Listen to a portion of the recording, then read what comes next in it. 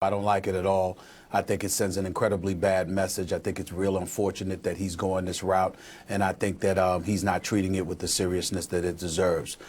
This is a highly intelligent young man, according to his dad.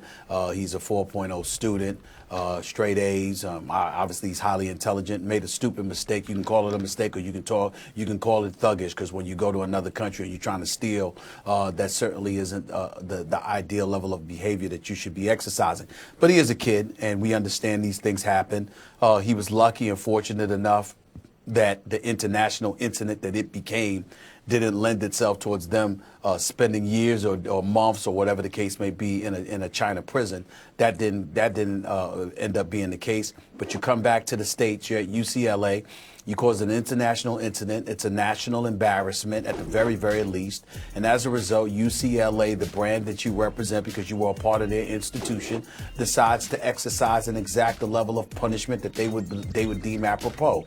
Now, the word indefinite leaves a lot of wiggle room for them to, essentially punish you for an extended period of time. But in the end, what it comes down to is that they probably were going to suspend the guys until after the Christmas holidays, and then they would come back in January. The father getting involved to the degree that he is sends the wrong message because you're not treating the seriousness of your son's transgression the way most parents would deem you should.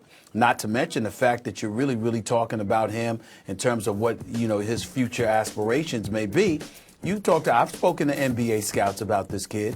They're not that high on him. There's no way in hell he's getting drafted in June. And you're talking about putting him in the developmental league 1 minute. You're talking about him playing overseas the next. And all of this is because your son was suspended with what may amount to a couple of months. It's absolutely ridiculous as far as I'm concerned. And I don't think that LiAngelo Ball looks very good here at all.